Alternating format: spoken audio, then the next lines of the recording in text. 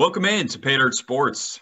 This is Will Dunn. I got Nick Truschel, and we've got a special episode here. Our friend Seth Coggin has come back to join us. We're doing this one over Zoom. So, guys, don't forget, Paydirt, we are part of the Six Pack Coverage Network, so go check them out. But, guys, kind of cool. We're really covering the Southeast here. I'm here in Nashville. Seth's out in Bentonville, Arkansas. Truschel's down in New Orleans this week. Yeah, so we're covering all the areas. We're covering all the areas, and I mean it's like the Bermuda Triangle right there. Nashville, the Northwest. Yeah, they got to be fired up right now. I mean, we're covering across the country. I mean, we're laying it out on the line for you guys here. You want real people out here in the South covering their sports. That's us right now. Exactly. Just some absolute road dogs. I'm ready to go right on Bourbon Street. We've been having a good time. There we go. Look, New Orleans is ready for Paydirt, so I hope the listeners are as ready as I am, and the rest of the city. New Orleans experience. Yeah, we might have to start expanding soon. Paydirt Worldwide. We'll see. Paydirt, Who knows? Paydirt SEC at least. Let's at least cover the footprint. Yeah, for sure. All right, Seth. Seth, it's been a while since you've shown up on an episode, so glad to have you here. I've only been on the first one. Yeah. So here, catch us up a little. What you been up to? How's Arkansas? How's everything going? Hey, Arkansas is a great place.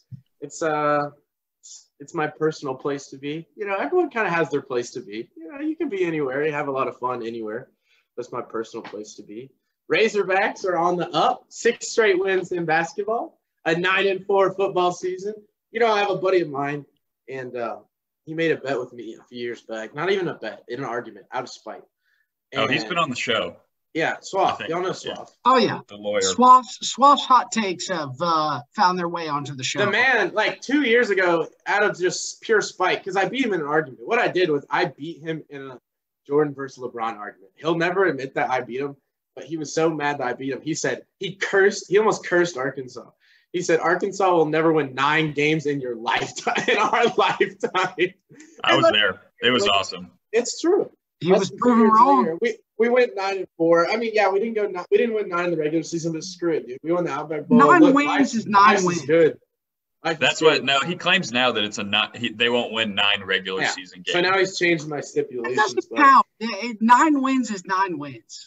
9 wins counts. But we'll win more next year and prove them extra wrong. Like I'll be all right with that. Yeah. No, but I'm good. Sell golf carts now. So big industry of the golf car world, back at it. Back in the golf industry. Sticking around that one for now. But yeah, that's good. Yeah, chill. Good to hear, man. Good to hear. But yeah, so let's kick it off, guys. We're gonna basically talk a little conference championship this episode, and then we have a special guest coming in a little later. But guys, what do we want to kick it off with first? You want to go NFC or AFC to start it off?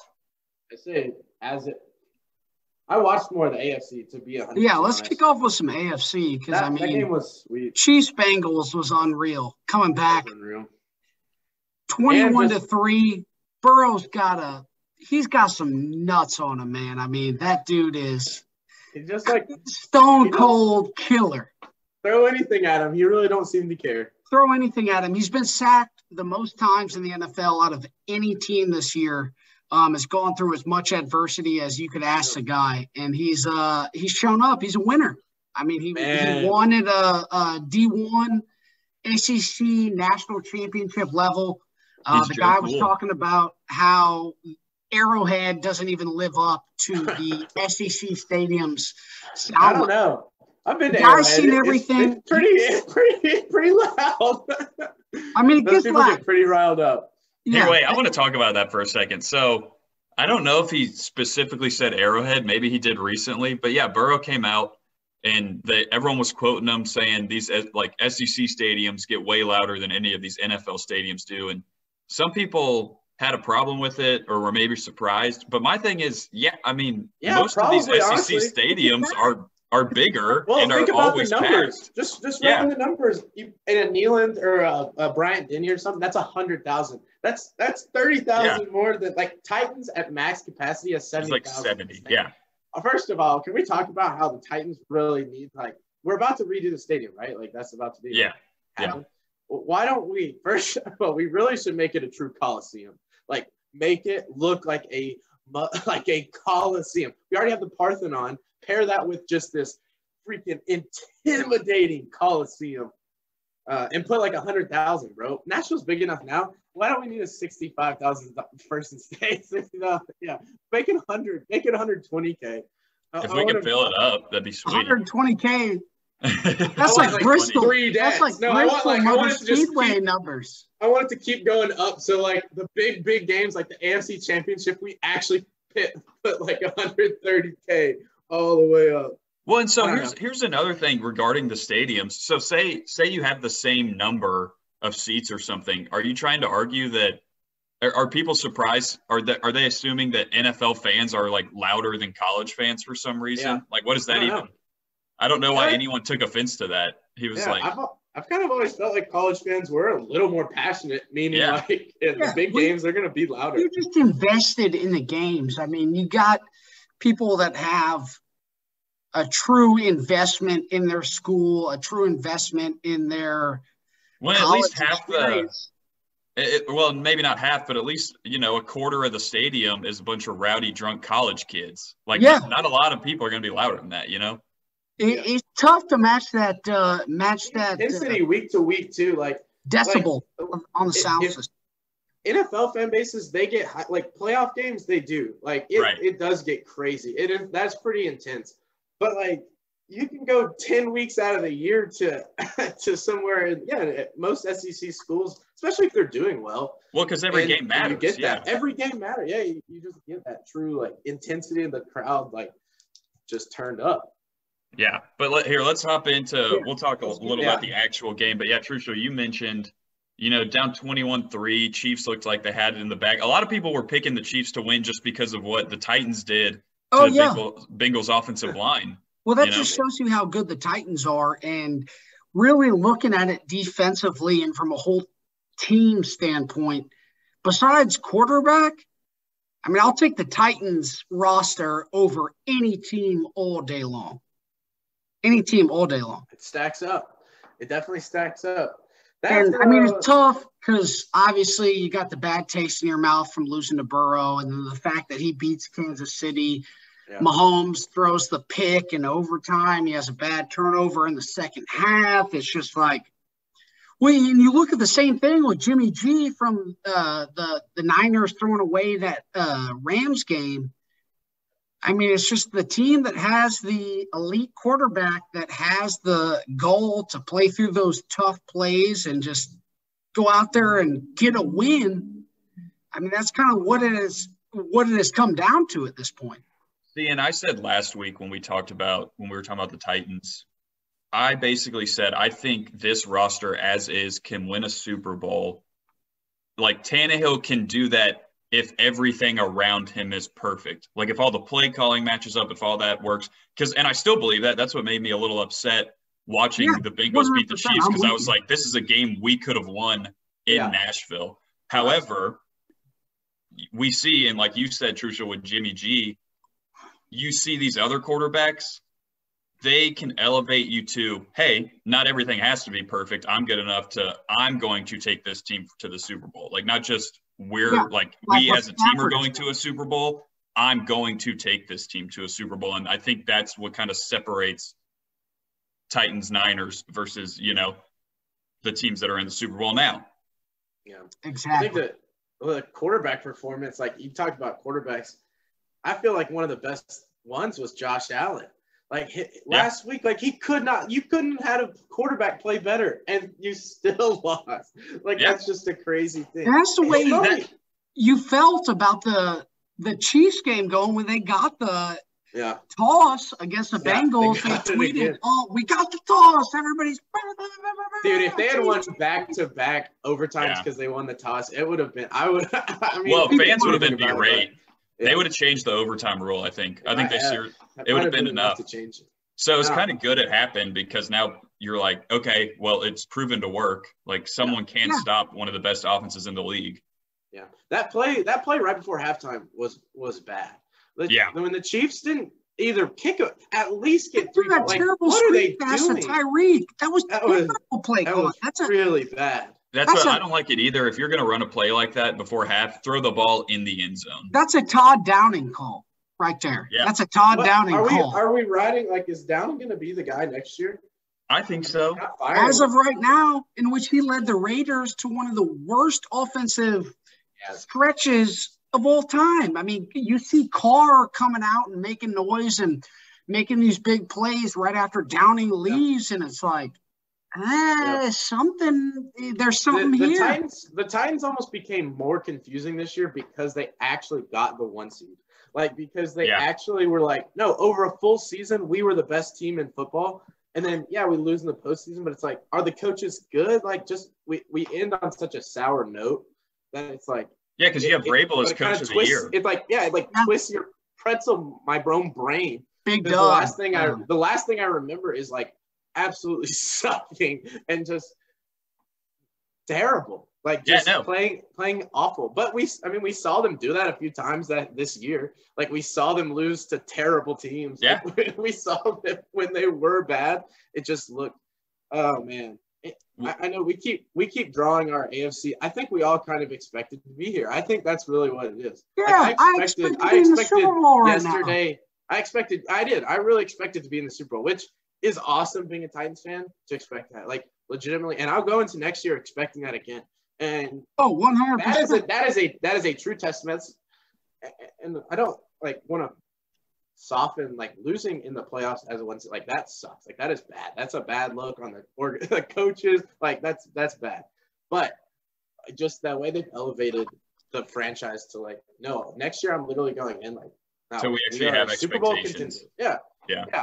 And that now you have to deliver. That's when now they've done everything to build the foundation. They've done it step by step, but they're just building in it. But kind of next year, the next 2 years is it for that. You built the expectation. Now you have to deliver on that. You can't just linger on that. Like, you've made yourself not accept mediocrity. Like, Jeff Fisher and them were mediocre for a long time because they were kind of like, hey, we made the playoffs. Like, whoa, hey, we're 8-8. Hey, we want some. But, like, now you've stated yourself, like, no, we want to be a Super Bowl contending team. You can't win 12 or 13 games or 11, 12 or 13 games and then just not win in the playoffs. Because now, like you said, when you're 9-7 and you like squeak into the playoffs and you win a game or you don't, it's like, okay, we're kind of happy to be here. Yeah. But you're right. You totally have built this expectation for yourself that, hey, we're one of the best teams in the league. So if we do lose, it's a major disappointment. Yeah. What cups you got there, Will? I've actually got my Titans Cup, Stadium Cup from this year. It's got from this season? Yeah, it's got Big Jeff, Bud Dupree. Oh, dude. Way to hype the D-line. They've been legit. I got a 2009 Titans Cup. 2009, baby. That was a good year, too. Actually, wait. Hey, that's when they had the Oilers uniforms, I guess. Yeah. But, hey, someone even said that to me yesterday in Arkansas. They're like, hey, I can't wait for them to bring I wish they had the Oilers uniforms back. Are they going to bring them back next year? Isn't there a rule that sets that up? Because we get to wear different helmets? It's next season that they're going to wear them, which be great. Makes me believe it's a Super Bowl season as well. Oh, man. I'm always happy to see the signs. The Oilers uniforms, Nick, you gonna like those? You like the Oilers look? So I went to the Houston Tennessee game. I think it was whatever game we had them at home. They handed out the old Oilers flags, so I hung that up in my room and have that going on the back of my Zoom at all times. And I've gotten a lot of commentary of some old Houston Oilers fans kind of jumping on the bandwagon. Yeah, are they Titans? Do they like the Titans? Yeah, it's their franchise. It's been all Titans. I have not like that was their franchise. We hear about the BS of the Texans trying to claim the Titans franchise, the Oilers. In any old bull that you talk to that is a fan of Earl Campbell, Warren Moon, some of those great Oilers teams in the 70s and 80s, they're all Titans. I mean, they're not Texans fans. They know exactly where that franchise came from. That's awesome. They know exactly. It's Bud Adams. Bud Adams was the owner. Dude, shout out Amy Adams. Amy Adams Strunk has absolutely come in and filled the spot as best as could be. And Bud Adams was a crazy owner. We had a lot of fun with him. But I feel like Amy Adams Strunk has come in winner, and just man. built that solid foundation. Dude, there is a direct turn. Like when she took over, like it is she's been a killer. Night and day. It has been a night and day difference. I didn't know about her either when she first came on, because I was thinking, is this like a money grab? They just don't want to lose the whole franchise. They don't want to lose the ownership and everything. But no, she's doing better than anyone really could have asked for. She knows football. Like you can go and say that all this BS that she inherited from her dad, yada, yada, yada, all this stuff. I mean, you look at the numbers and you look at the success. Amy Adams-Strunk cares about this team. She knows football and has done an incredible job with the franchise. Tied in with Vrabel and J-Rob. Yeah, she puts the right people in charge. That's great. Exactly. What a great leader does is put the correct people in charge of they things know they need the to times to take a step back and say, hey, I've owned this franchise. I've made the decisions to put the right people in place, know the right things. I trust in them to go do the work that I envisioned. And I think Amy Adams-Strunk has really bought into that kind of mindset of letting her team members and her teammates go to work and just build this franchise from something that used to be embarrassed when the Chiefs and the Raiders and everybody used to come here to Nashville, and there'd be more away fans than the home fans. And I think that notion has kind of gone away a little bit. And a lot of that comes from Amy Adams-Strunk. I mean, you can give a lot of the credit to her and her staff. So I'm excited to have her as our ownership team. And we march with Amy, bro. We back Amy. She's a killer, man. She's a killer. Yeah. Whatever she chooses, she'll fire people. She ain't afraid to she'll fire who needs to get fired too. Yeah. Like people ain't living up. Like everyone's done a pretty good job. Like main leadership guys like J-Rob and Vrabel. However, I'm not concerned that I think she was the one back when Mariota was still here and people were kind of wanting him out. I think Vrabel and J-Rob wanted Mariota out earlier than they took him out, but Amy Vrabel did for sure. It's all right. Hey, she had to handle the transition. See, that's what she did.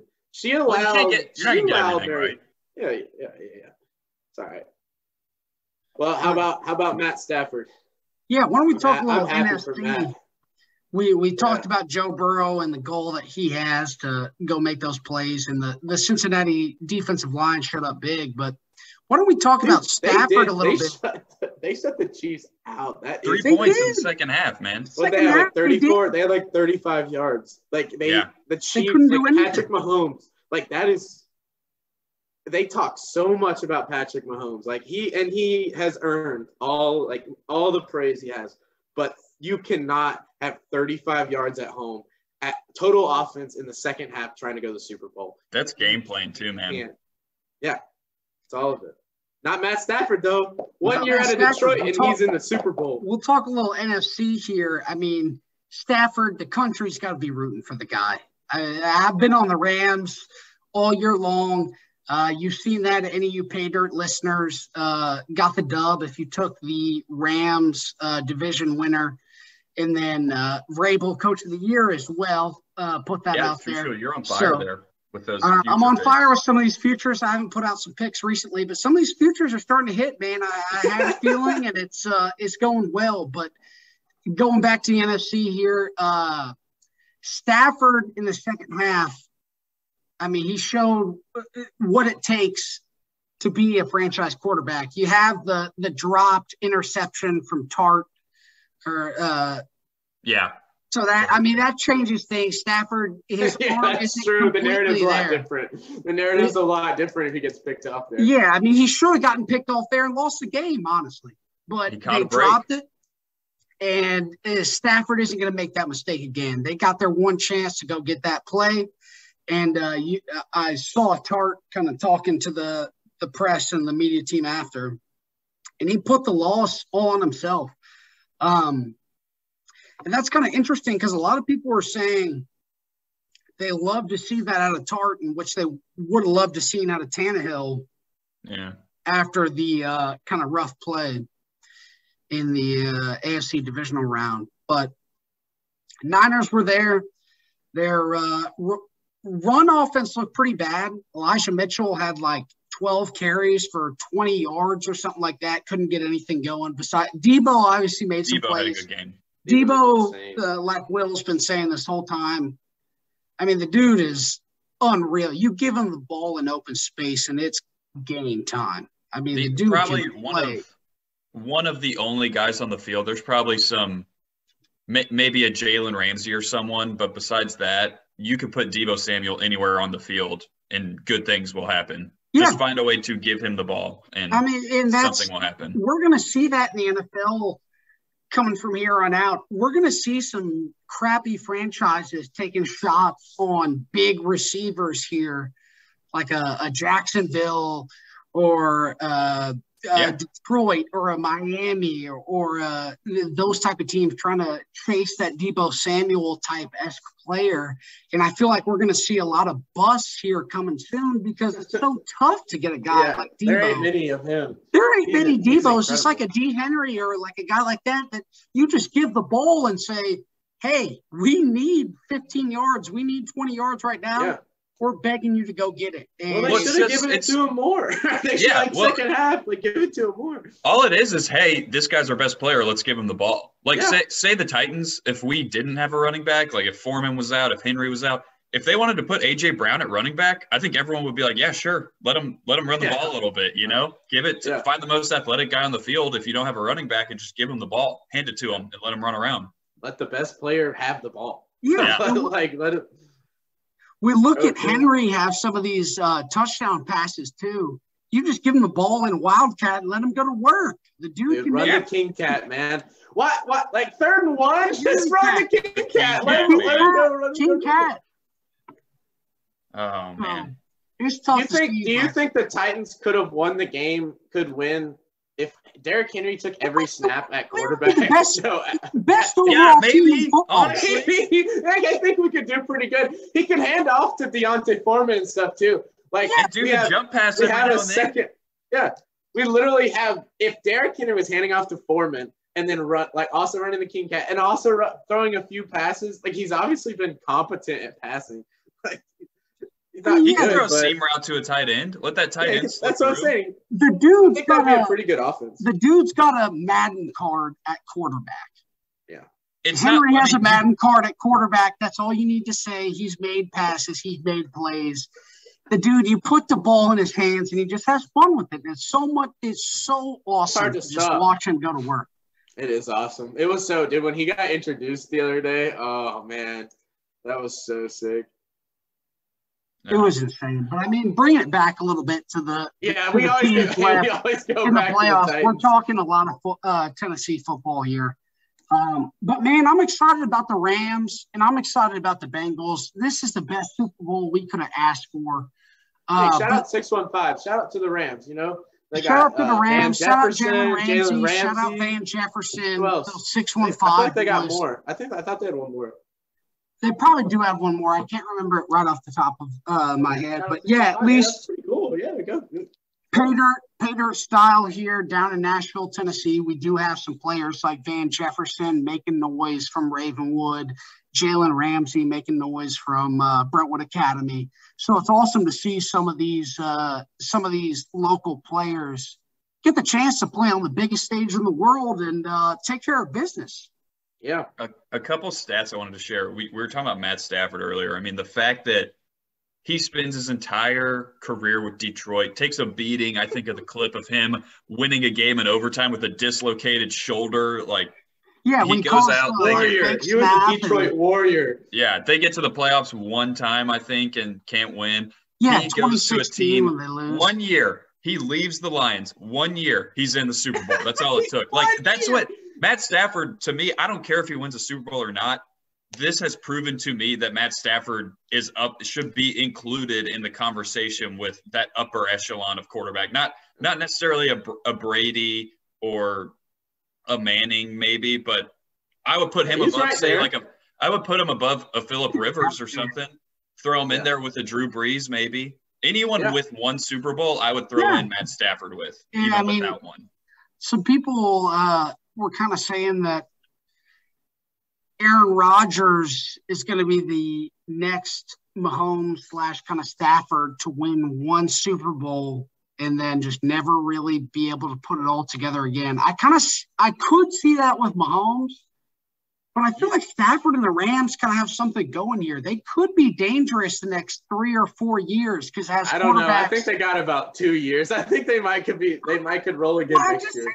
Wait, so are you saying longer than we thought? Are you saying it's more likely Mahomes, or I think it's more likely Rodgers gets a second before Stafford gets a second, and Mahomes. Really? Sure. Wait, so Trushel, what was your original point? You were saying Stafford could be the next one to just win one, or so I was saying more Mahomes because obviously Stafford has been in the league since 2009, has had plenty of chances. Okay, I think, you're saying I think Mahomes could potentially be that guy that like Rodgers he won in 2011. Mahomes wins in 2018, 2019. Yeah. And Andy Reid. I'm not big on Andy Reid. I think he's terrible with time management. 4 straight AFC championships. Just like he was with Philadelphia. He wasted so many of those years with Donovan McNabb, made it to a Super Bowl, had everything going, and could never close the deal. He got so lucky. Well, not so lucky, because you can't say it's so lucky. He made the choice to get Mahomes in there and go, but it kind of seems like his talent. Andy Reid, is a good coach, but I think he makes those mistakes in game that kill him in the postseason in the long run. See, I don't know because there are a lot of parallels to the Chiefs and the Aaron Rodgers Packers. Yeah. Because I was going to say this Chiefs team is going to be like they're set. They're going to be in the conversation for the next 5 to 10 years. As long as Mahomes is there and you have guys like Kelsey and Hill and even Hardman, as long as you have that going, you're always going to be one of the, kind of probably 3 or 4 teams people are going to pick to win the Super Bowl every year. But you could also say that probably about the Packers with Rodgers ever since 10 years ago. Top 5 odds for the past 10 years. Yeah, and they've been good, but they haven't won the Super Bowl. They'll lose 5 NFC championships. I have a hard time. It's hard to say that will be the same because the Chiefs will most likely be in the conversation and have a chance at it every year. You just have to think – I think they're going to be in the running for it the next 10 years probably. So it's like, can you just win 1 or 2 out of 10? Maybe, right? I bet he'll – I mean, you have to think he probably puts at least – I would say he gets at least 1 more. Like, I would be hard pressed for me to say he goes the next 10 years and doesn't win 1 Super Bowl. That's what I'm saying. But I really don't think he's going to reel off. Like, people were just talking about him reeling off 7 or 8, like being like this transcendental quarterback that and like he's had really good opportunities the last 4 years and he's got 1 ring. Like, I mean, like it's not always going to be that window. Like, he took a massive, massive contract. You can't just keep bringing in studs. Like, it's hard to surround yourself. $45 million off the salary cap here because he only took. That hasn't even started hitting yet. Like, it was $7 million this year. That's what I'm saying. He wasn't a cap. $7 million. That's it for Mahomes this year. So they got $45 million on the books next year. Like, that is going to be crazy. That's massive. Like, that's massive. That's not that you can still probably put together a few good pieces, but you're missing out on all those middle. Like, you need just like to fill your roster with just like quality players, and you're gonna lose a lot. Like, you're not losing them. Yeah, you're gonna be trying to fill. It's gonna be Patrick Mahomes, the few big stars, I bet, and then like practice squad guys. They won't even like. You're just signing minimums. Guys. Exactly. It's like Rodgers and Devontae Adams. And then before that, Jordy Nelson and some of those Randall Cobb, some of those other players. It's going to be Mahomes and Kelsey. And then I think Tyreek could get paid somewhere else. You have some of those other receivers go chase a little bit more money as they've made a little bit more name of themselves, Byron Pringle and Mecole Hardman. I feel like you see those guys go chase $5-8 million from a team like Detroit or a team like Cleveland that is willing to pay a receiver that much when they've shown some talent on Kansas City's team. I mean, you just have to get so much buy-in from the players and so much buy-in from the team, it's going to be hard to keep together the Chiefs core group that they've put together to kind of be around these playoff runs. You have one more. You have like a disappointing postseason next year. Like, say they lose in the first round next year or something, or at least like the divisional round, and then it's like, well, look at this. Like, what are we like? Are they going to turn on Andy Reid? Like, could you see them being like, well, we have Mahomes. Like, let's get Reid out of there. Like, he's the one that always disappoints in the postseason because he does have a history of that. Like, he's had really good teams, and he never can. Like, he won one. But he's been around. Like, obviously, he's a good coach. Like, he's been to 2 Super Bowls. Went to the Super Bowl with Philly in 2004, and he's the only coach to go to 4 straight conference championships with 2 different teams. Or what if Mahomes gets hurt for a year? You know, what if he gets 100%. Hurt? And then you're paying a guy $45 million to sit on the bench. Do nothing. And then you just lose some I don't know. You just lose. It's hard to jump back into being that elite. Like, the NFL is tough. You're down for a year and you're just off. You look at the way Tannehill finished, though, and it makes you want to go chase that big quarterback and go chase that guy that can make big plays. Yeah. So it's you're stuck in between here when you see some of these massive, big name, big contract quarterbacks piss the game away, throw interceptions and play terribly, and then make an argument to pay somebody more than you're paying Tannehill. So let's look at the quarterback is so hard. Like, Stafford is an exception because he is with a team that didn't draft him in the Super Bowl. But I feel like that doesn't happen that often. Like, can you think of many times where a guy's in a Super Bowl, not just like has some success, like truly is taking a team to the Super Bowl? I mean, Tom Brady did it. Okay, yeah. He did it last year with the Bucs, but that's a little different because he had taken to he got drafted by Patriots. Like, Peyton Manning's first Super Bowl was with the Colts. Now he went again. Aaron Rodgers drafted, like Ben Roethlisberger. All these it feels like really finding a truly generational, like long-term talent is through the draft. It's like very hard to find that just like in that doesn't exist in free agency. Because if you have a good quarterback, you're not letting them leave. You're going to hold on to them. The only time it's happening is like a guy like Brady or Manning, where it's at the end of their career. And they got like Broncos kind of got lucky with Manning because the Colts cut him because of the whole neck injury stuff. They weren't sure. Yeah, and they drafted Andrew Luck, so it all worked out. So you had the Peyton Manning sweepstakes going on, and they just were able to grab him. But that's, you can't bank on that. That's 2 times that is almost pure luck in a way, Yeah. But I think that's something maybe like, I feel like Rodgers still has a lot of good football left in him, to be honest. Like, he won MVP. He just won MVP. Back to back, right? Yeah, he's back to back. I don't think it's been announced, but he's the heavy, like minus 450 Vegas favorite. It's about shut down. Yeah. Where are they thinking he might go? Like, odds? I feel like I've heard Steelers. Denver, I've heard some noise as well, because that was last year. Well, there's a possibility Denver gets like him and Devontae. Like they do a little – because they want to play – I think Rodgers wants to play with Devontae Adams. Like the Packers are still on the table. Yeah, it was almost sealed last year that Rodgers was going to Denver and they were flipping the whole script and going, and then everything gets shut down last minute. He sticks around with Green Bay one more year. It's going to be really interesting to see kind of how this story plays out. And so many people think about all the drama that ensued last year, but don't count the Packers out of just keeping Rodgers, because I think Rodgers and LaFleur get along all right. Yeah, it had to do with the whole – it isn't over of him potentially staying at the Packers.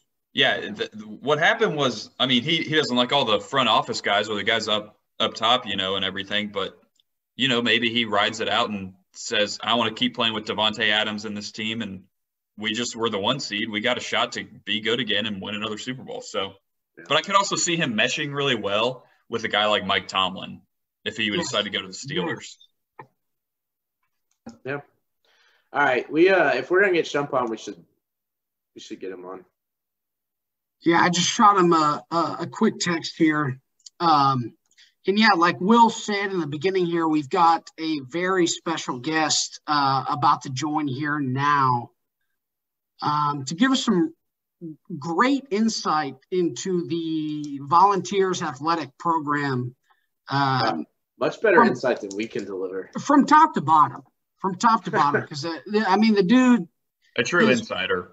I mean, he's put in the work. He's done everything. He's made it on Twitter. He's got Vol Twitter behind him, which we know has serious power.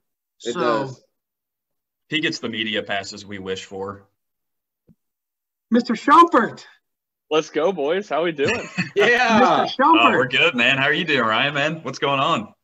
Not much. Doing well. After like 3 years of being on here every day, I started speaking on mute still. So I guess some things we never learned, but doing well. Good deal, man. Good deal. So, Shump, tell us what's going on with you, just kind of with work and everything. Just recently, what have you been up to, I guess? Yeah, so working for RockyTopInsider.com.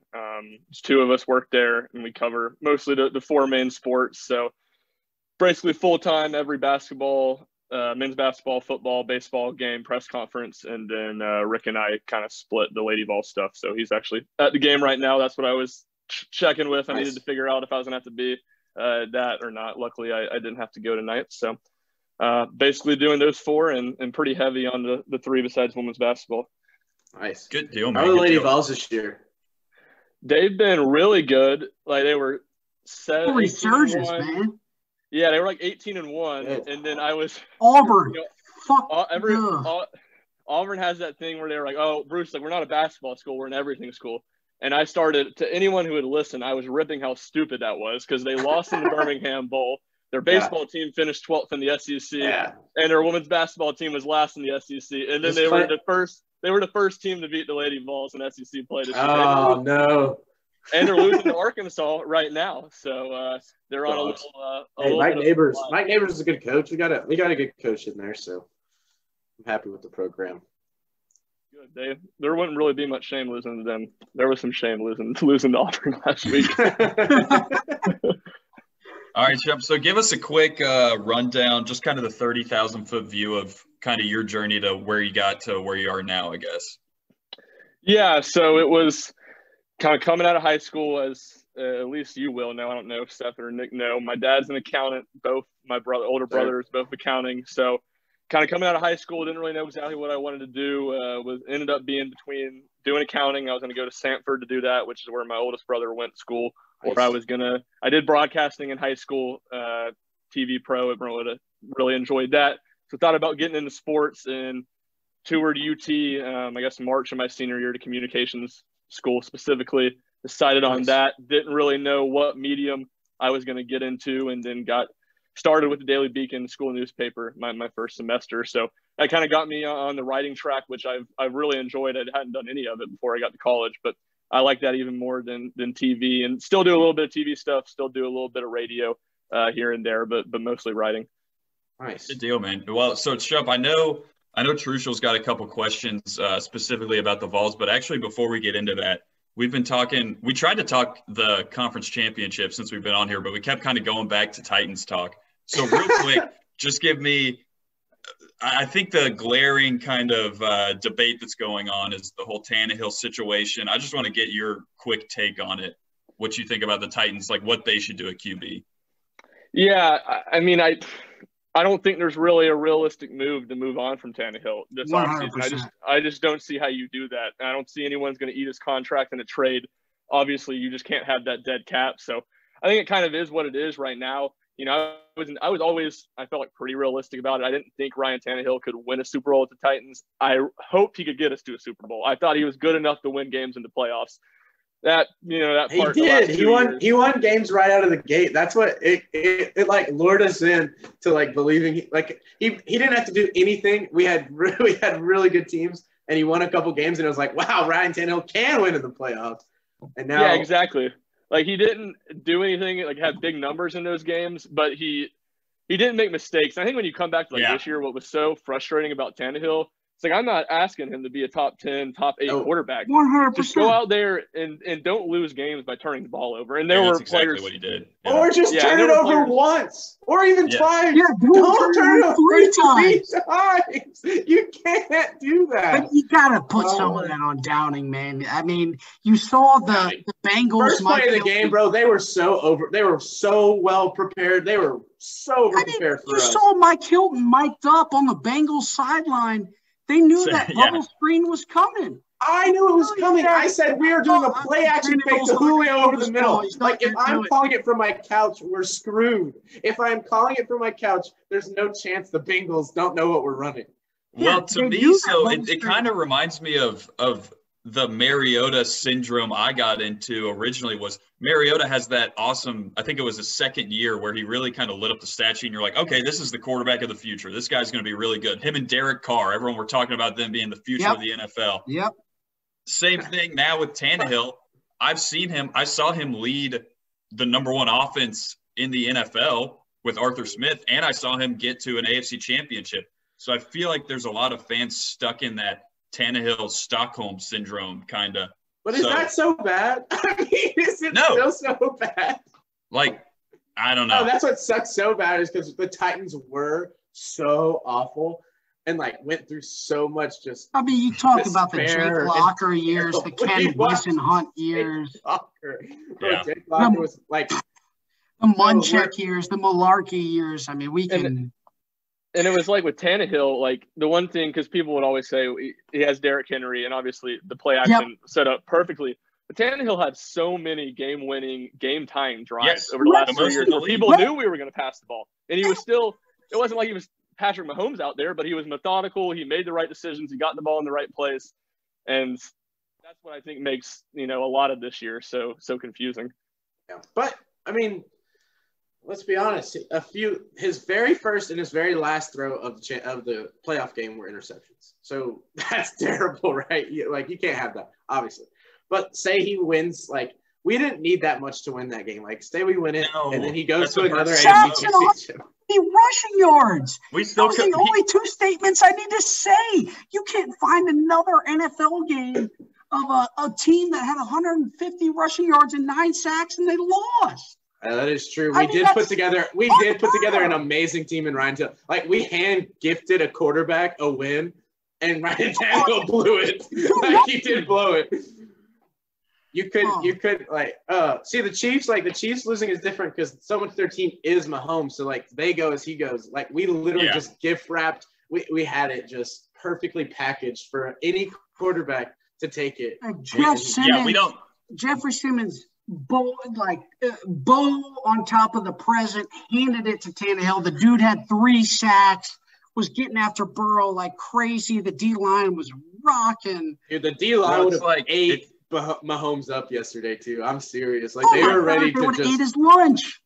Well, here's the thing. It's like the Chiefs live and die by Mahomes. The Titans can only die by Tannehill. They could live a lot of other ways. But we can live a lot of other ways without Tannehill. But – the rest of our contracts worked out that way, and I mean, like we've always talked about, it's so tough to get the right quarterback, the right coaching staff, the right offensive and defensive coordinator, the right play calling, and have all those things go right for you, because it does take a little bit of luck to win a Super Bowl, but everything's got to go right. Yeah.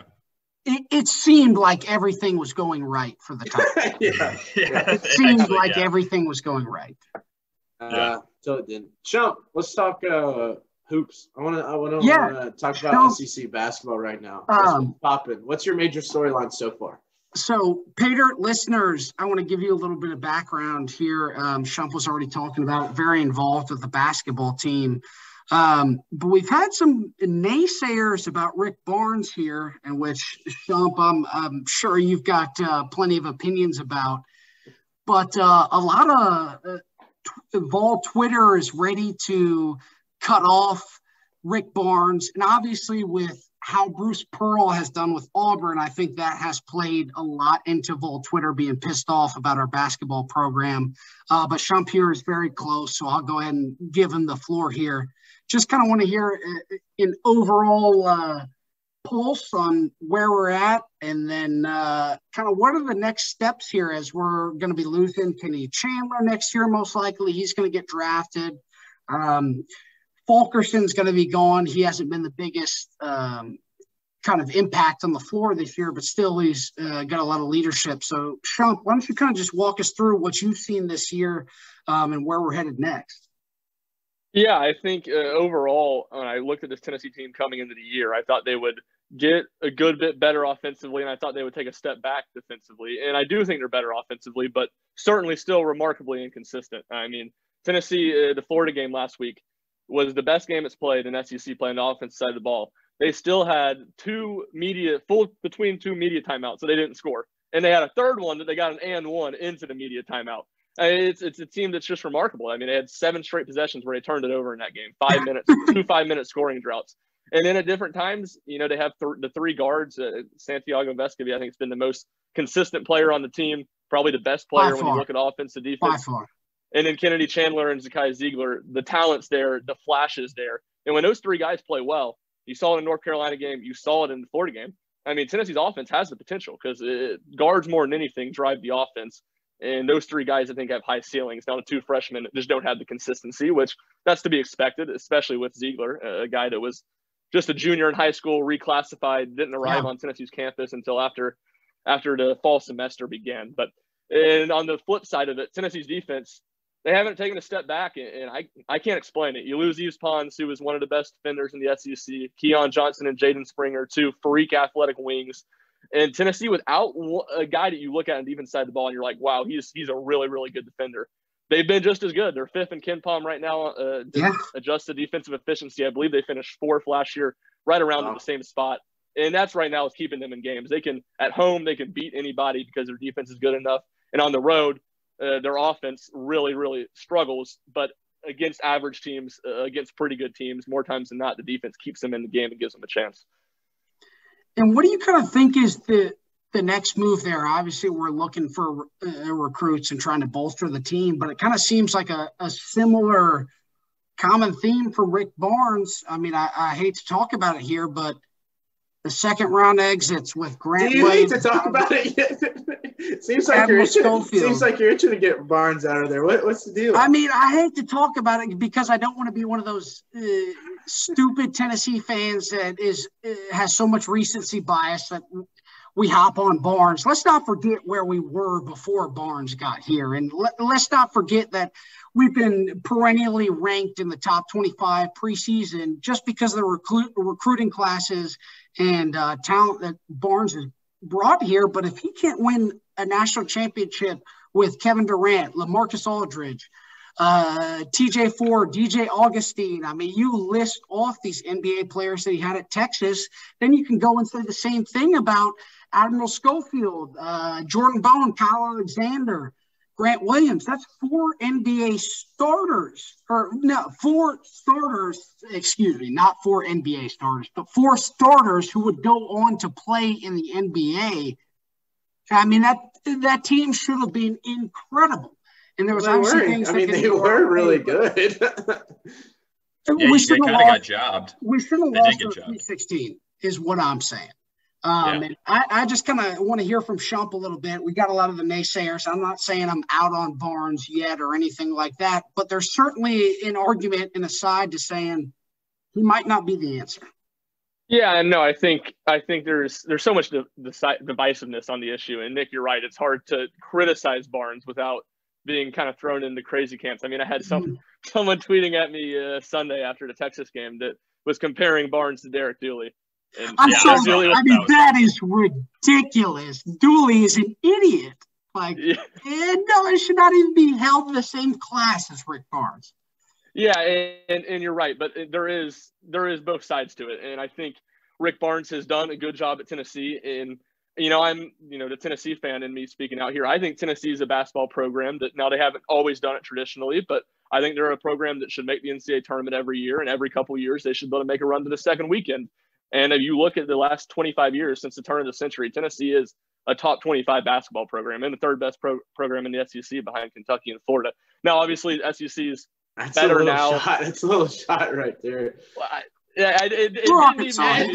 Tennessee's been to one Elite Eight. Like, let's not get out. Hey, like Arkansas was Elite Eight last year. Arkansas. Arkansas is traditionally a top 3 SEC in the past 25 years. That's true. And I said the past since the turn of the century. If you go into the 90s and you include Arkansas's best, right? If you include one more time, the true history started a long. Like we've had a great program. I know. No, it's true. No, I'm not really. It's you're 3-4. Who can, right there. And further to your point, which Hogs is and Vols. I ain't trying to cause division. Hogs and Vols. And I was about to, if you let me keep on going, I was about to give the Hogs a shout out. I was going to say the SEC so much better now than it has been because you had Bruce Pearl at Auburn, obviously doing a great job. Musselman has Arkansas going. Nate Hoates has Alabama going. And Florida's not what it was. Florida's certainly far from the second best program in the conference right now, but they're still a team that makes NCAA tournament year in and year out. Mike White's still there? No, exactly. And you have other Danny White's brother, right? Yeah. Yeah, Mike White sucks. He is a bad coach. Well, comparing it to Billy Donovan is hard, but my prediction that's right what now I'm is Mike White will be the next coach at Ole Miss. I think he gets fired in a few years, and he's an Ole Miss alum. I feel like what he can do fits perfectly like the expectations of an Ole Miss basketball program. Yeah. They're still hanging around with Kermit, and he's just kind of chilling. Like Kermit's very mediocre, and they're just like, it's fine. He won SEC Coach of the Year a couple of years ago, right? I don't know if I'm out on Kermit yet. No, I don't. I don't like think Kermit. it's like he's on the hot seat, but like that was his first year there, and he got him to the NCAA tournament, and things kind of seem to be on a slower down trajectory since then. So we'll see. But going back to Barnes and all that, so from the offset, he's getting Tennessee to the tournament most every year. He's doing a good job at that, and I think that's certainly step one. But to your point, there is stuff to be desired. The offense is stagnant just about, besides that Grant Williams, Admiral Scofield the last year. Tennessee hasn't had a top 50 offense in Ken Pom one time. That was the only time they've had it. The NCAA tournament struggles are consistent, and that goes back to what happened at Texas too. And the second half of his tenure there, he only made one. I guess it's the last 9 years of a 17-year tenure. He only made the second week in the tournament once. And it is kind of funny. You look at how he built the Texas program, and a lot of the trajectory very similar at Tennessee. Not a ton of great recruits. You go on one really good run. They made it 3 out of 4 years to the second weekend. They had the Final Four team. And then like the next 3 years after that, they have LaMarcus Aldridge, Kevin Durant, DJ Augustine, PJ Tucker. You can tell their recruiting boomed. And they got back a few times, but it never really captivated the way they did in that kind of first Barnes group at Texas. And then from there, it was after those guys left is when the decline really started. So I think there is reason for there to be more to be desired. I think it's hard to feel confident he's going to get Tennessee back to the second weekend. Not to say that it won't happen, but with all that being said, you certainly aren't pushing out a coach quickly that there's no option right now, really. Well, I was gonna can you kind of appreciate him as a true program stabilizer? Really putting Tennessee on a really we talked about Titans foundation earlier. He does kind of seem like he is putting Tennessee on a level where, the next guy is going to come in probably and have the opportunity at success. Will he or will he not? That's to be seen. But he does seem like he has put Tennessee on a constant, just he is, because we think about it, they went through some just turbulence. They had some good teams, but just turbulence with, think about a guy like Donnie Tyndall coming in there. Random, Konzo in and out, just up and down. He's been a constant and a good force, a constant, and done some really good things. But that makes it frustrating too. Exactly. Go ahead, Shump. Go ahead. Yeah, I was just going to say exactly. And the program was in a bad spot coming in after Konzo's last team made the Sweet 16, but just about everybody that contributed left after that year. And obviously he went out the cow when everybody else left. And Tyndall immediately NCAA sanctioned. So he's coming in a 5-year period where Tennessee's had 2 coaches in trouble with the NCAA, and he does everything the right way. The NCAA is not sniffing around the program. He's keeping his ducks in a row. And you're right. I think that's maybe the consistency and the stability is the best part about it. And I think that and the fact that this is going to be the last stop of his career. So he's not wants to be Tennessee's coach for 10 more years. You're looking at a situation where he probably wants to coach 3 to 5 more years. And And I don't, I think Danny White at all times, all athletic directors probably should have that list of guys that they're willing to go after. List. I was gonna see who's like who'd be dream guy.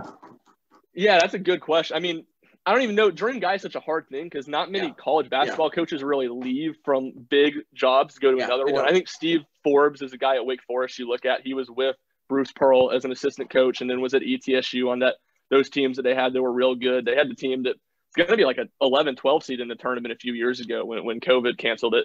And now Wake's doing real well this year. They're supposed to make the tournament his second year. He's kind of the one guy that stands out just because he has that Tennessee tie and he's at a big job that's not big enough that you would think Tennessee couldn't maybe, give him a big contract and get him to come.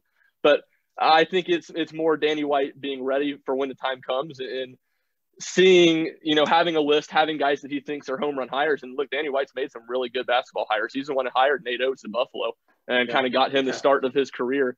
But with all that being said, it's just it's the same with any hiring, but college basketball hiring, it's just so hard to know what's going to work and what's not. Chris Mack could not have looked like more of a slam dunk hire at Louisville. I mean, he was fantastic as Xavier, had them in the NCAA tournament, I think 9 of his 10 years there. 2 in 1 seed, 2 of his last 3 years, and he flames out after 3 years. And when you have a guy that gets you in the tournament every single year at a school that's not the Kentucky, a Kansas, a Duke, I think it's foolish to run him off. But at the same time, I get why there is frustration. And to Nick's point, it's hard to feel bad for someone who's making $5 million a year, which I think is also a reason Barnes gets a lot of criticism, is he makes so much money.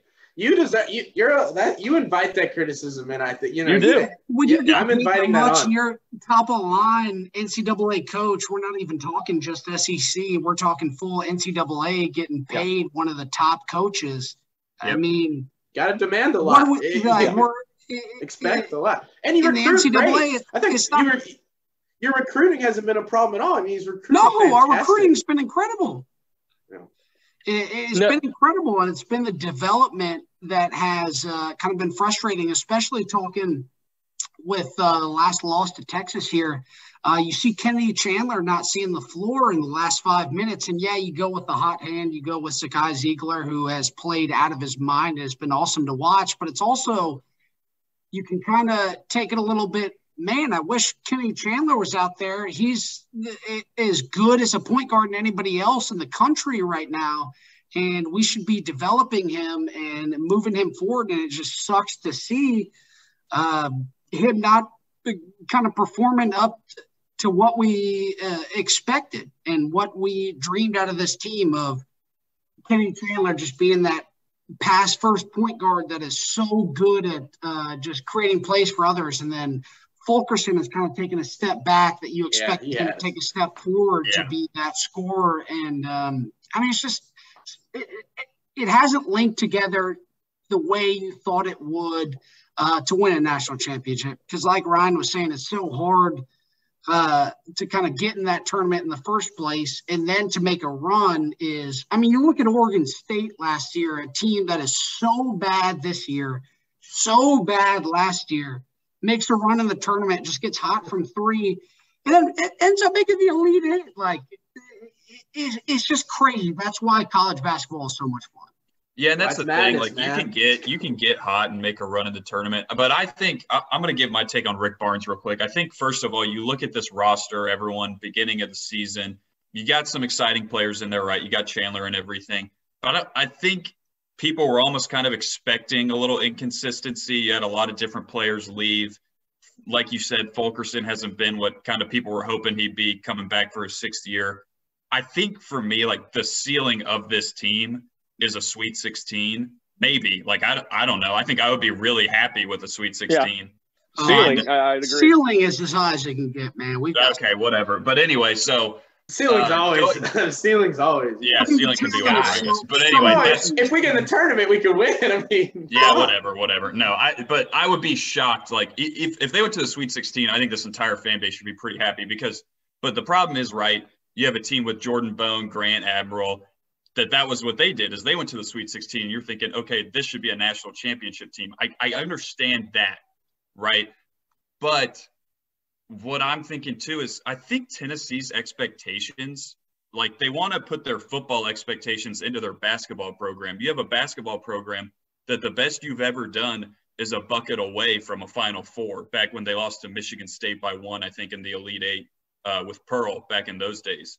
So, and then you look at, they mentioned this in the Texas game the other night, since Rick Barnes left Texas, they haven't done anything. I don't think they've won a tournament game, right? No, they haven't. No. Yeah. So, I mean, be kind of like, yeah, you may not be getting to a Final Four, like you want to make that jump, but at the same time, you know, Ryan, like you said, Barnes, he's going to be here for 3, 4, maybe 5 more years. He's going to keep you in that kind of stable position. There's not a dream guy really that you think you can go out and get. I think you just kind of ride with him and be a good program. And hey, maybe you get lucky one year and go to the Elite Eight or go to the Final Four. He's going to have good players. Yeah, he's going to have good players. Like, he'd put you in a spot where you can make a run. I mean, that's hopefully he does it. Like, he's just not – he hasn't quite happened in a while, but yeah, I'm not trying to get that stigma, but it could happen. It could still happen. They could pop this year. They could get in and have a great tournament this year. And that's why I can't get behind people who are calling to fire him, because I'm like, I don't – like, are you just assuming we're going to be better right away? Like, you can't fire him. He can't. I mean – the best case scenario in my book is Rick retires the next year or two. Kim English leaves, George Mason, and then comes back. And I'm a big Kim English guy, so maybe I'm a little biased. I was going to throw his name out there, but I don't know too much. But I figured he might be around sometime in the future. Yeah, he is a really smart guy, and impressed, you know, spending some time around him the last few years when he was at Tennessee. And I think the thing that will be interesting to look at him is he's a guy that grew up in Maryland. I know Maryland's been a dream job for him. That's open right now. Now, does 1 year of head coaching experience, is that enough for Maryland to take a chance on him? Obviously, he's a Missouri grad. Things with Konzo, I don't think he's necessarily just going to be his last year, but it does seem like things are trending towards the end for Konzo. I could see him at Missouri. Konzo's trending out. I mean, Konzo's flame tends to burn out places. I think it's not looking great in Missouri right now. I think this is like they need to get past this year, and I think there's a really big drop in his buyout, because you remember Missouri gave him a massive deal. He rode like that Sweet 16 at Tennessee to a bag at Missouri. He was getting thrown out of Tennessee, and Missouri accepted him. That's funny. Did he go somewhere? Did he stop somewhere? No, he left Tennessee. Was he to go at to Cal? He went to Cal. He didn't run him out. Like, Cal. He underperformed with the roster and then left us to go to Cal. Rab and Jalen Brown. He got 2 5-stars to Cal. I picked the upset. The Hawaii Rainbow Warriors over them in the first round of the tournament that year. I believe a 4-13 game. But I think he spent like 3 years there. And I don't mean to turn this into a bash Konzo session, but much like how he left Tennessee, he did not leave that Cal program in a very good state when he was there. Exactly. That's a sign of a coach. That's a true sign of a coach, and that's why you point to. We talk about Rick Barnes. That's kind of why we point. We're still on the good side of Rick Barnes, because, like, well, you know, if he left right now, like if he just up and left right now, you'd be like, well, program's, you know, pretty good spot. All right, Shump, so we got kind of one more quick topic / question we'll throw at you. So I know you've been covering a lot of Vol baseball the past couple of years, and a lot of people, you know, the past year or two since Vitello's been kind of turning that program around, I'm a huge college baseball fan now. Like, I'm excited for college baseball to start. So give us a quick kind of rundown, quick preview of what Vol baseball might look like this year, what you can expect, and maybe just SEC baseball as a whole as well. SEC baseball is always going to be incredible. I mean, the SEC is amazing. It feels like so many sports, but I think baseball and softball, I would even give the nod above football as the conference's 2 best. I mean, when you look at the top 5, like last year, there were multiple weeks in the season where the top 5 was all SEC teams, and the Mississippi schools will be good again. Arkansas will obviously be really good. Vanderbilt, as always, good. And in SEC East, I think that's where it kind of gets interesting, is after Vanderbilt, because Florida was preseason number 1 last year and really underachieved really all season. Eventually got bounced in their own regional, like in 2-3 games, and what was just a sad, like they had nobody at their stadium. Ugly. It was sad. Yeah. So I think Tennessee's kind of in that next group. Georgia should be better this year. They just barely missed the tournament last year, but generally they've been good with the coach they have there now. South Carolina, I think, is going to take a step back. So I kind of think Tennessee Florida, Georgia are going to be competing in that next group in the East behind Vandy. Tennessee lost a ton of guys off last year's team. Their whole starting infield, besides their first baseman, who was probably their worst starter in the infield, is gone. The pitching is what I thought was going to be able to carry them. They're right around the 20 mark in the preseason. I thought that was probably a little low for them. The pitching I thought was going to be really good. They lost their Friday night ace, Chad Dallas, who was really good, and they lost Sean Hunley, who was kind of their go-to guy in the bullpen, kind of a lesser version of Kevin Kopps. He didn't quite do what Kevin Kopps did, but he was the guy that was going to throw 4 innings a weekend out of the bullpen. So they lost those 2 guys, but they had everybody else back. They added 2 transfers, Chase Dolander from Georgia Southern, who they got over Arkansas, and TCU, 2 big-time programs. And then they got Seth Halverson, Missouri's Friday night ace. He transferred to Tennessee. So you felt really good about the pitching. They've had some brutal injury luck there. Blade Tidwell is their Friday night starter. He's having some shoulder stiffness. He's out for a while, indefinitely is what they're saying. Who you talk to, you kind of hear different things, but it's going to be tentative on him coming back really at any point this season.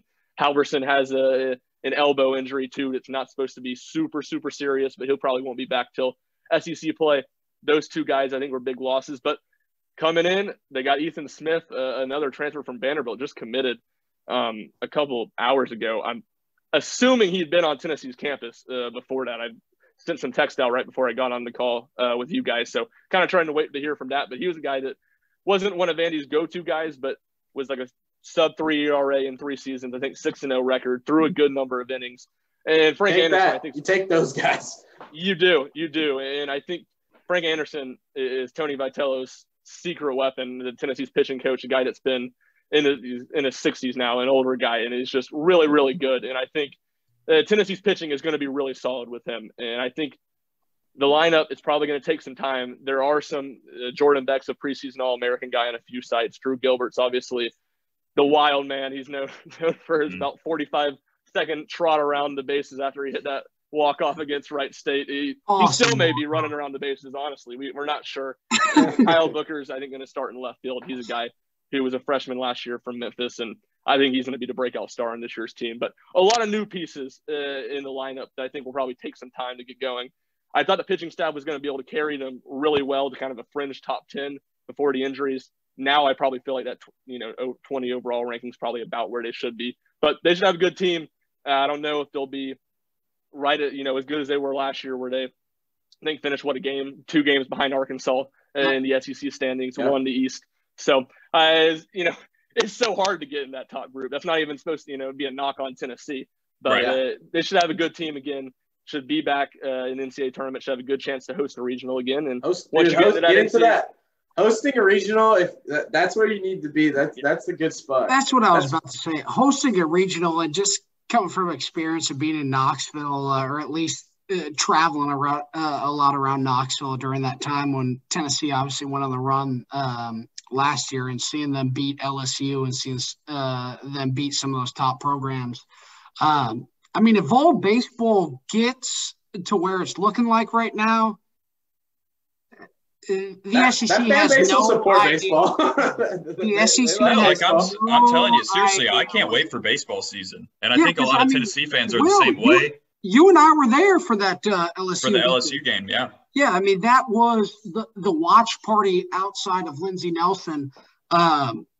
Lindsey Nelson was full. Every single spot around the stadium was full. You give this fan base something to cheer about, and we're there. So people love winning. People love winning, especially programs that have been kind of traditionally not to hate on, but Arkansas and Tennessee. There's no hate. Tennessee baseball. They ain't won much. And so, I've seen that as a student here. We went 2-10 in football, but our fans are hungry for baseball season because we're a top 5 team, or we're, so they feed off. Man, well, we love this. And part of it comes from, Arkansas doesn't have much professional stuff around. Your closest things are maybe 3.5 at Kansas City, but the Razorbacks are a professional team. They are, the fans year round. So Razorback baseball is that's your best minor league baseball in town. In anywhere you can find. So they run to it. And the year-over-year success builds. It just builds and it builds, man. People love winning. They'll come watch if you're winning and putting a fun product. And baseball is so fun. in the South, if it's a Friday night, Saturday afternoon, and you're just out at a baseball game chilling, just going out to the teams ball winning, game. yeah. Get yourself a couple of dogs, a couple of tall boys. I mean, there's no. It really doesn't get much better. It really doesn't.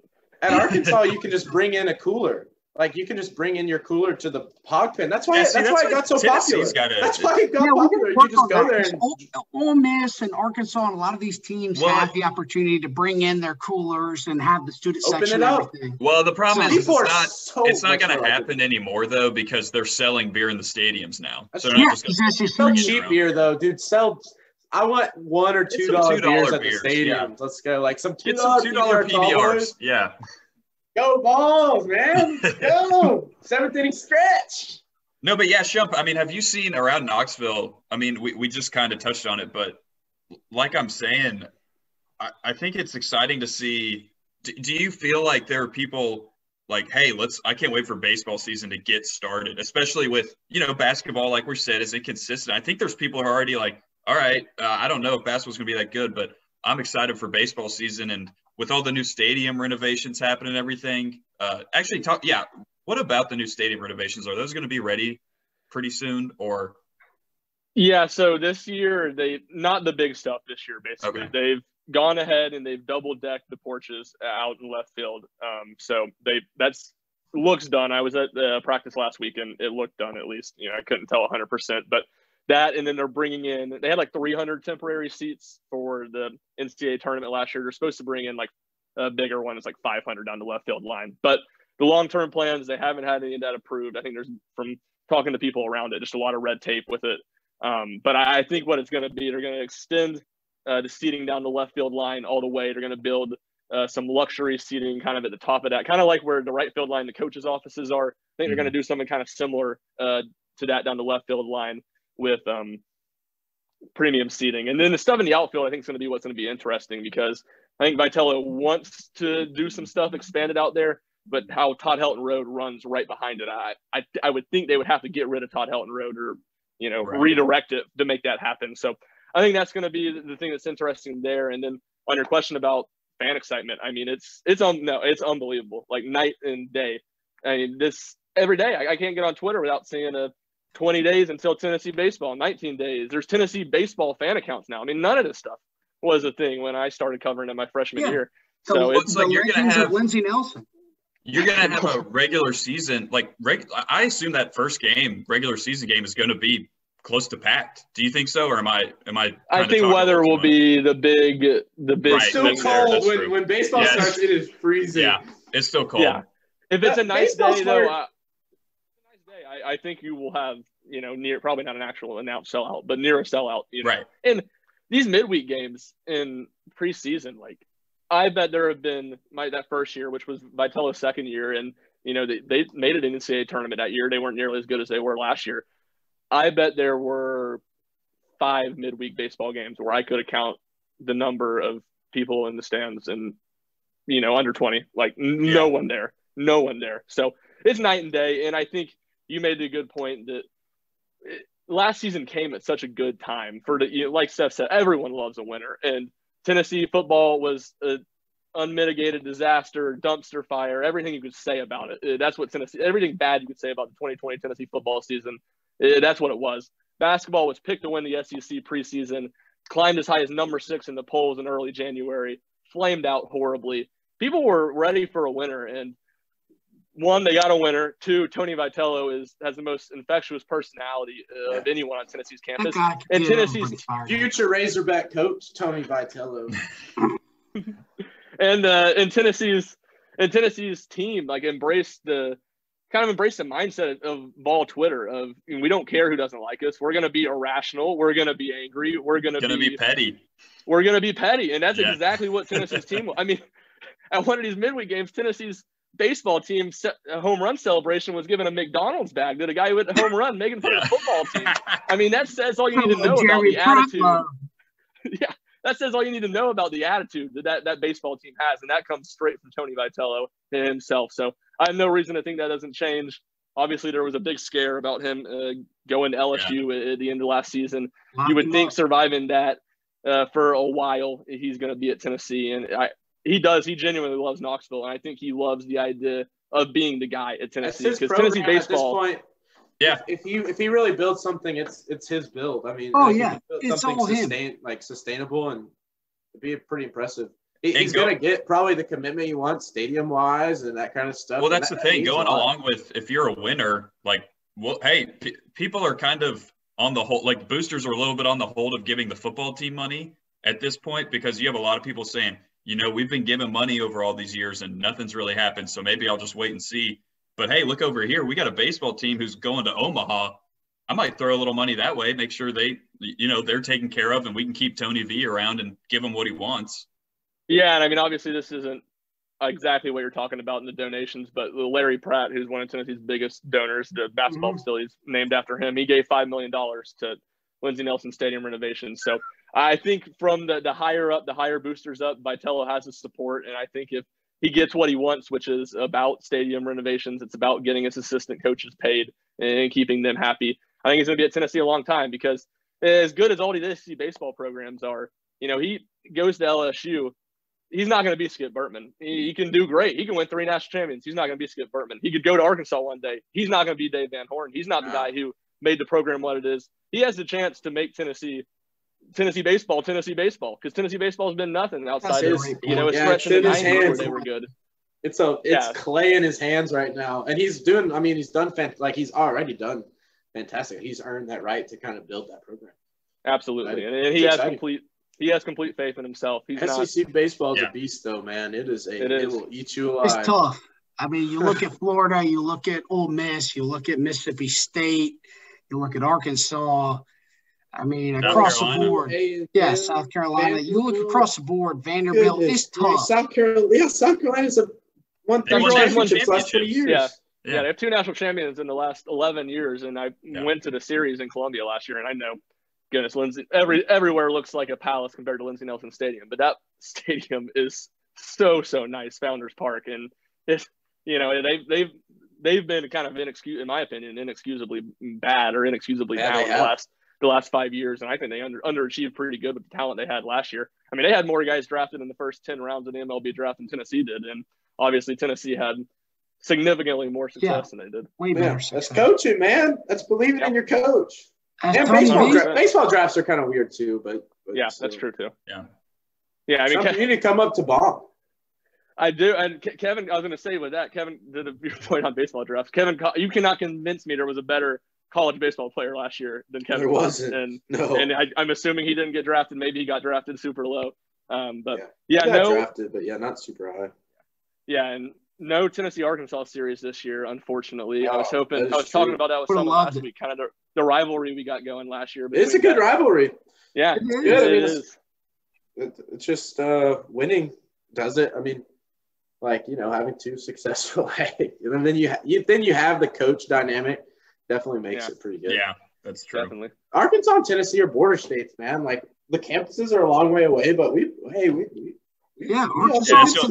cities are on the other side of the states. They are a long way connected to the pyramid out in Memphis, man.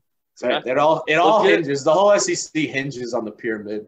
It's what brings the beacon of Western civilization right there. There you go. Especially the more you add, like when you add A&M, Texas, and Oklahoma. I'm not even kidding. If you drew just like a lines to where they met in the middle, I'm pretty positive it's right over the pyramid. Like, you drew lines from every campus. Pyramid.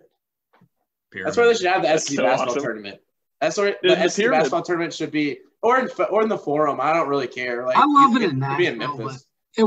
It would be cool if it was. It would hit hard in Memphis, and just like that's trolling Memphis so hard. If we had the SEC basketball tournament in Memphis, because screw Penny.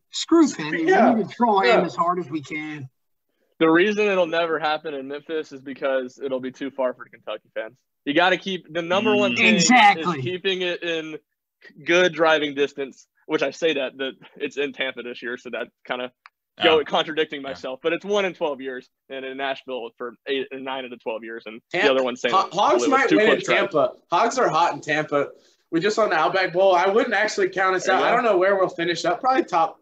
If you can get that double bye, you're pretty good. You can make a run. Yeah, double bye. I think the only team that's won the SEC tournament since the league expanded to 14 that didn't have the double bye was Auburn when I don't even want to talk about that game. When they destroyed Tennessee, and they did. I mean, that was one of the best Tennessee basketball wins in my life. The day before Tennessee won that incredible game against Kentucky, who kind of been their nemesis all year. Both teams in the top 5.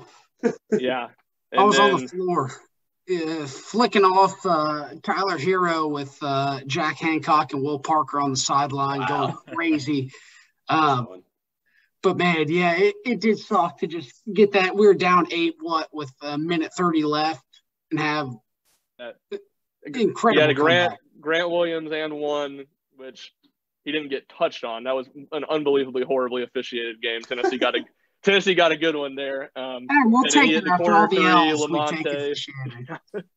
Funny story about that, about that season. My brother Grant went to 2 games that year. Tennessee lost 5 games that season. 3 of them were by 1 point, 2 points at the buzzer. They lost Kentucky at Rupp Arena as the number 1 team in the country by 18 points, and they lost in the SEC tournament championship game to Auburn by 20 points. And those were the 2 games that season my brother went to. Thanks, Grant. And then he was in that. He had driven up to Nashville for the Memphis game this year, I think, which would have been the first Tennessee basketball game he'd gone to since when the game got canceled. Yeah. He is. He's cursed. He is cursed, man. That is the signs. Yeah. He's cursed. Gosh, that's wild. All right, well, Shump, unless these guys have something else to ask you about, I'm going to let you go. Thanks again for coming on here. Hopefully we'll have you on again, especially with all the Tennessee sports stuff we like to talk about. Anything you want to throw in there? Where can parting comments? Yeah, where can the listeners find all the content you're putting out, everything? Go ahead and throw some plugs in there. Yeah, so find me on Twitter at rschump00, RSCHUMP00. And then RockyTopInsider.com. Have all my stuff there, plenty, mostly basketball stuff right now, a little bit of football, and probably be later this week, baseball. I'll probably get that stuff reared up as we're, I guess, 2.5 weeks away from the season started. So appreciate you guys having me on. It was fun. Glad to come in here and talk Vols anytime. And I've enjoyed that Titans talk. You're going to have to get me back on for some Titans talk next year. I can let my true, unfeathered, fandom, irrational. Before you go, I do. So you were watching the Titans game during a Vols game, weren't you? How are you handling that? What? Because I can't. When the Titans are playing, I really can't focus on anything. It was bad. I really can't. Especially in a close game like that. Close playoff game. It was the Titans game started, I guess, 4:30 Eastern time, and then the Vols game started at 6 Eastern time. So I got to the arena before 4:30, not going to sit here, watch an hour and a half of the game. So watched most of the first half, had it up on an iPad. But the problem is, I'm on Twitter doing my job, and I follow so many Titans, reporters. So I'm seeing everything on Twitter before I'm seeing it. Yeah, so that wasn't very effective. I ran back in at halftime in a Tennessee game to watch a little bit of it. That's when we got stopped on the 4th down play. We had the back-to-back plays, ran the read option, and then up the middle. Terrible. And then so miserable. I was just following it. We knew we had the ball back, and when we hit for the final drive, hit the under 16 timeout, got under 16 timeout tweet off, sprinted to the media room. First play I saw was the interception. Interception, and I watched him. I stayed to see him throw the pass to Chase, and I think McPherson's so good. At that point, I knew it was over. And dude, that McPherson is automatic. He's so good. He's got the biggest nuts in the SEC. Yeah. Dude's unreal. He's unreal. He's incredible. A rookie, what did he hit? 85% from just about field goal this season. He's 12 for 12 in the playoffs. Yeah, 12 for 12. Well, I remember watching that Kansas City Bengals game back in the regular season because, if the Bengals won, he was huge the 1 seed. Yeah, that was the game where I was like, oh, wow, this guy's amazing. And then obviously watched the playoff, the Oakland game. He was really good in that game and knew he was not going to miss that kick. So. Yeah, he doesn't miss. He doesn't miss, and that's why they've been talking so much crap. Would they take him in the 5th or 6th round? Yeah, they drafted him. I feel like. Yeah, but 5th, 6th round. Weapon. Having a great kicker you trust is a weapon, man. 10, 15 years. 100%. If they're willing to pay him, he's in Cincinnati for the next 10 or 15 years for sure. So, and when you combine that with Joe Burrow and your offense is going to be good, and when you get the kicker, that's just the ultimate brutal in anything, any football. You know, Well, kill the Madden, Titans. high school football, to call when you're playing a good offense and they get right on the edge of field goal range and they can make the field goal. That's just like the most disheartening thing. 100%. 100%. Definitely. Well, yeah, Shump, thanks again for coming on. We'll be sure we'll talk to you soon. Get you back on here. Had a good time. This was awesome. Go Vols. Yeah, 100%, boys. Loved it. Vols and Hogs, baby. Vols and Hogs unite. Good seeing you, boys. Right. All right, guys. Yeah, listeners, thanks again. That was Ryan Schumpert, in case you didn't know. Kind of our Knoxville insider now. Maybe we can just label him as a Paydirt kind of insider for us. Right there, we even expanded the SEC reach. We added Knoxville into the equation. You just need to start bringing in someone from every city real quick. Just a quick little insight. Yeah, we can get them on. People want to, but hey, everyone wants some of these fan profiles. Maybe we'll kind of it's like a hot seat. A little bit deeper. Yeah, it's like a hot seat. You come in for 5 minutes and talk about your. Yeah, but Shump was prepared, man. Shump's a professional, man. He's a pro. He gets paid. Yeah, he gets paid to do that professional. Stuff.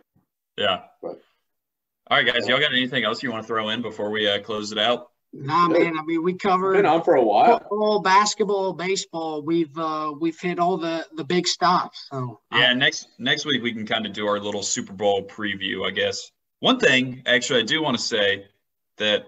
So everyone talks about making the Monday after the Super Bowl like a holiday or whatever. Should we haven't done it 100%. yet. Okay, but here's my thought. I was looking up the everything that kind of goes into President's Day. That's like the Monday after, like a week after the Monday after the Super Bowl. And all it is kind of a day to celebrate like Washington's birthday and Lincoln's birthday. Well, Lincoln was born on the 12th. Washington was born on like the 22nd. So you could literally move President's Day. Like this year, you could move it to the 13th that Monday. I like it. Just make President's Day the day after. Just make the Super Bowl on a Saturday. Just put the Super Bowl on a Saturday. You're already given a weekend. You're already getting him another week, yeah. Yeah, just put it on a Saturday. I think, either make the Super Bowl on a Saturday or just move President's Day. It doesn't. I'm good with that. I'm good with moving President's Day. Yeah, if you're gonna give us, I do want to be off the day after. Yeah, if you're gonna give us a Monday off, make it the day after the Super Bowl. Well, when the Titans play, I'll be taking a week off. Yeah, at least. When the Titans win the Super Bowl, I might go on a bender that lasts 3 months. Like I'm not really even kidding. Like I might just go off the deep end. Celebrate. No, I'll probably just go to the parade. I've been ready to go off the deep end. Can't happen. Like the Titans got to win first. I can't just go. Like I got to keep working until the Titans win. We need to all pool our money together and just bet the house on the Titans before the season starts, and then when they do win, maybe next year would be a good year to do it. Honestly, like why not put together a little pot? Just like say like, hey, we're all donating to the Titans Super Bowl fund, and then we're gonna bet it at the beginning of the year, and then we're party with it afterwards. I like that. You share the winnings. It's all even though. I mean, it's the same as technically you get the same amount together. Yeah, you just do it together. Yeah. Quick plug here at the end. Twin Spires came through with a big $250 free bet here this weekend. Me and my roommate Pete Pearson got on it. I took the Rams at halftime plus 105. Got the $250. Let's go. Pete waited till they were down 10. Got them at plus 250 through the $250 free bet. Won $675 off the Rams dub. So I wanted to shout out Pete a little bit there. I was the actual person that placed the bet on his phone, so I will take the units on my – I'll take the units, but he can have the money. So huge win for the Rams. A lot of fun to look forward to in the Super Bowl. Bengals, Rams. I mean, that's what kind of America was asking for in the beginning. Just two random teams that nobody expected to be here right now. Man, I'm excited for the Super Bowl. Yeah, I'm excited too. I would say, I mean, the Rams, man, they were like, we want to win a Super Bowl now. And they did it. They made all the moves. They traded all their first-round picks. Stafford. I mean, they went all in the right way. They sold out for it, and it's paying off. Well, hopefully it pays off. You'll love to see it. But yeah, guys, this has been real. I'm glad, Seth, I'm really glad we were able to get you back on. Hopefully, I mean, this might be kind of the format we start going with. Yeah, I kind of like it. It's nice, Yeah. I like to get involved. It opens up a lot more opportunities for people to jump in and, whether it's me or someone else and have, I don't know, you just get to be a little more flexible and I like seeing you guys. It's nice, just see my friends. Yeah. Yeah, we had a good time tonight. It was fun chopping it up with you boys. That's what it's kind of supposed to be, like just we're here. We're real sports fans. We actually do know what we're talking about, but we are also just talking. Like we are also just kind of. Yeah, we're not complete idiots. We're a little bit of idiots as sports fans, but we do follow it a little bit here and have a little bit of insight. So hopefully you take something away from that. Yeah. All right, guys. Thanks again for listening. Remember, Paydirt Sports, part of the Six Pack Coverage Network. Check them out, sixpackcoverage.com. They've got everything from fitness, food, travel, sports, obviously, entertainment. Check them out. Check out us on Twitter at Paydirt_sports. Check us out on Instagram at Paydirt Sports and the website paydirtsports.blog. We've had a lot of blog cogs coming through, so be sure to check. I got a long one. Hey, I got a long one written. I haven't sent it to you. Hogs and Horns. It's a night to remember with Bus Hogs and Horns. Old school rivalry there. Yeah, I just did a journal about the swag. Sweet. I'm excited for that. Yeah, guys. Like we said, thanks again for listening. We'll have plenty of content out. And, yeah, we'll see y'all next week. Paydirt out.